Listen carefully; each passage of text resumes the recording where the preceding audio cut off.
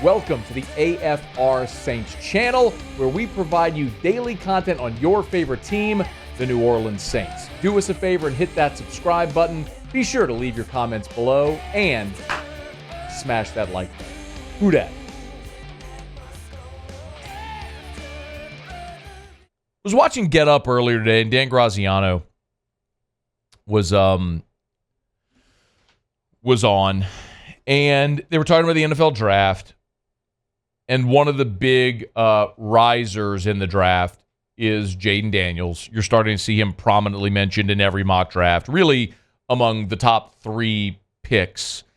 There's a big push with Daniels now as number 2 overall selection to the Washington Commanders, which I would love to see considering some of the alternatives. Well, Dan Graziano earlier today was they were talking about Daniels or Drake May, and would teams trade up if Caleb Williams goes 1 to the Bears? It appears that is a given. If Caleb Williams goes number 1 to the Bears trade Justin Fields. Well, would other teams move up to get either Daniels or May? Here's what Dan Graziano said on Monday morning. There are teams that would tell you they like Drake May better, but none of those teams, at least that I've talked to, are in a position to make the decision, so it doesn't really matter what they think. In terms of Daniels or May, I think that the beautiful thing about draft evaluations and quarterback evaluations especially is they're just very subjective. It's not like they survey everybody and whoever gets the highest percentage gets to be picked first, right?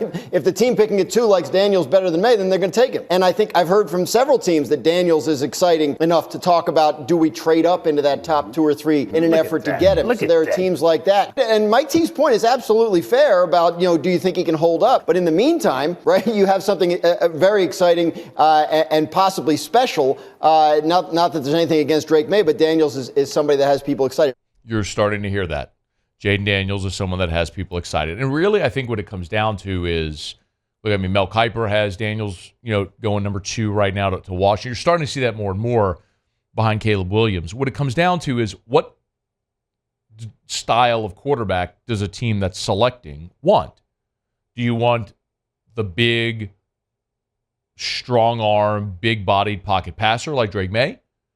Or do you want the dual-threat quarterback in Jayden Daniels, who I don't think anybody would question. Drake May has a better arm than Jayden, but Jayden's accuracy, especially on the deep ball, was the thing that caused his game to transcend in 2023. We know Jayden's ability to run the ball, but Drake May's also a bigger body. Is there more durability? It's what do you want, blondes or brunettes? It's what do you prefer? What's really interesting, though, are some of the proposed trades that are out there, but it's widely assumed Chicago takes Williams at number 1, that the Commanders at 2 are going to select a quarterback. Or do they trade down? Well, if you look at most mock drafts in whatever order, it's got Williams, Daniels, May, whatever, going 1, 2, 3. Well, what's interesting is there's a new mock draft up at NFL.com, and it has Caleb Williams going 1 to the Bears, and it's got Drake May going 2 to the Commanders, and the Patriots taking Marvin Harrison Jr. at 3. But the reason this is interesting, because if that does play out, they have the Atlanta Falcons trading up to take Jayden Daniels at number 4. So one other thing real quick, because I do want to address that, and that would be atrocious if Jayden Daniels ends up in Atlanta. But one more from Graziano, who they were talking about New England, where the conventional wisdom is, look, you've got Mac Jones, who clearly is not your franchise quarterback.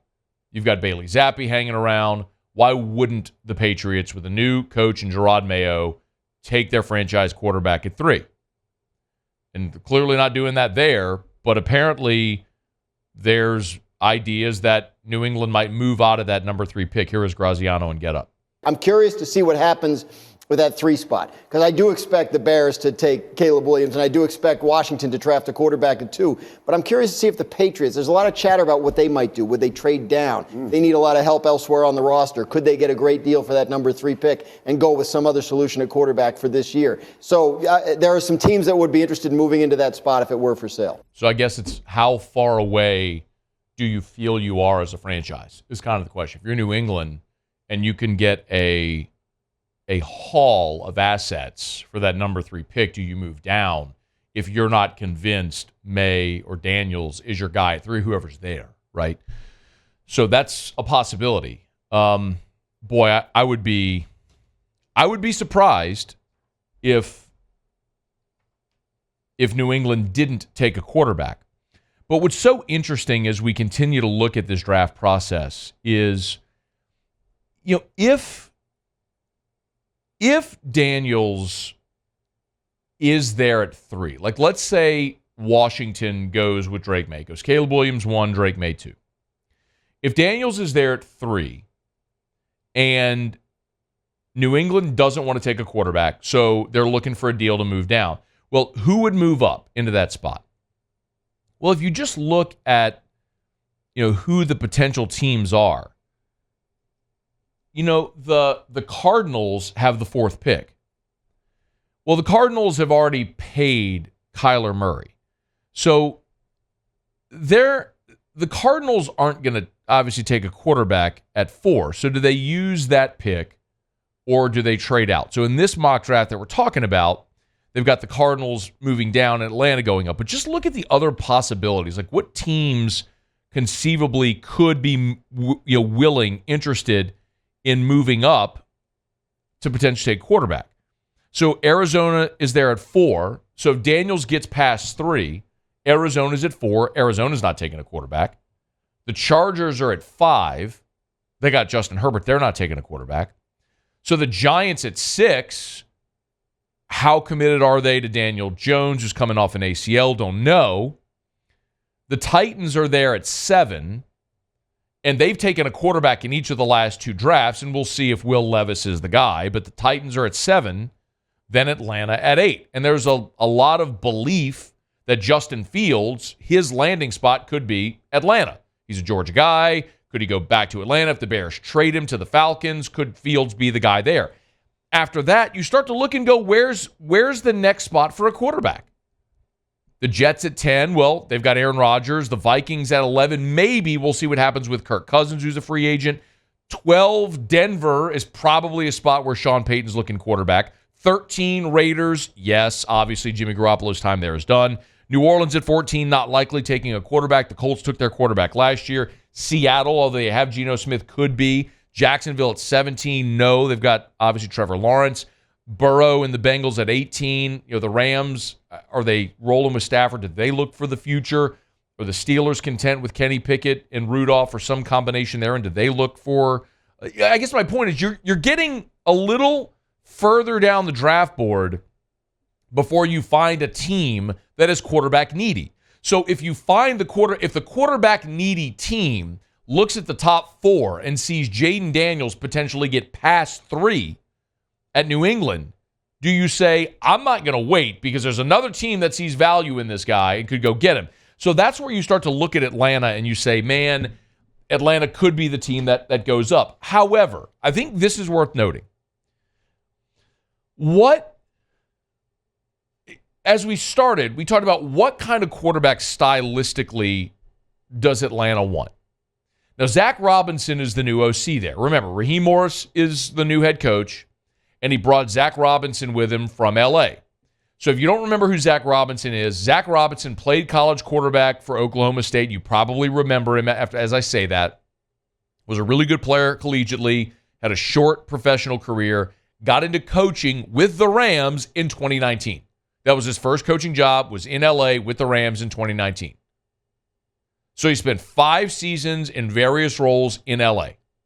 In those 5 seasons, they've had 3 different quarterbacks: Jared Goff, Matthew Stafford, Baker Mayfield. Jayden Daniels doesn't play like any of those 3 guys. Now, I'm not telling you that Zach Robinson is going to cut and paste the Rams offense in Atlanta. But if that, it's almost like asking the question with Drake May and Jayden Daniels, do you want Josh Allen or do you want Lamar Jackson? And obviously from the one, aside from the very one obvious comparison between the two, which one's a big white guy and one's an athletic black guy, look at the skill set that I just talked about. Josh Allen is mobile and Drake May has some athleticism, but that's not the differentiator. The dude has he's a big body dude with a huge arm. Jayden Daniels, as we talked about, we know he's athletic and can run, but where his game transcended was his ability and accuracy in the deep ball. That's what changed this year. But it's just a different dynamic and a different skill set. So if you're Zach Robinson in Atlanta, is Jayden Daniels stylistically the quarterback you want? Maybe, because I don't know what Zach Robinson wants to do. But I know what the Rams have done, and it's Goff, who's a statue, and Stafford, who's a statue, and Baker, who is a more mobile, more athletic quarterback, and kind of came in a pinch when Stafford was injured and they traded Goff. We all know that. But stylistically, when you look at that McVay-Shanahan tree and what the quarterback skill sets are, that's not generally Jayden Daniels. So I don't know if Atlanta actually makes sense. It makes sense from the standpoint that if you're Atlanta and you're sitting there at 8 and you decide you are going to go get a quarterback, it makes sense to trade up to 3 or 4 to get your guy to make sure nobody else does. But is Jayden Daniels the guy? Which makes me think more so, man, I look at the Commanders and go, that's probably the landing spot for Jayden. Caleb Williams is just Sharpie, scribble his name right now, number 1 to Chicago. And the Bears trade Justin Fields, which, by the way, Atlanta's been the most talked about destination for Justin Fields. So if they trade for Justin Fields, Atlanta's not taking a quarterback anyway. Maybe this is just me and my wishful thinking trying to talk myself out of believing Jayden Daniels is going to Atlanta, because that would be a miserable existence to have to cheer against Jayden Daniels in Atlanta for as long as he's there. But I also don't know that it makes a ton of sense for Atlanta because of what Zach Robinson is offensively or has been, and the fact that the most talked about landing spot for Justin Fields has been the Falcons anyway. So I don't know that I believe that's the spot. It's just so hard for me to believe Daniels doesn't end up in either Washington or New England. Scenarios can always unfold as we see.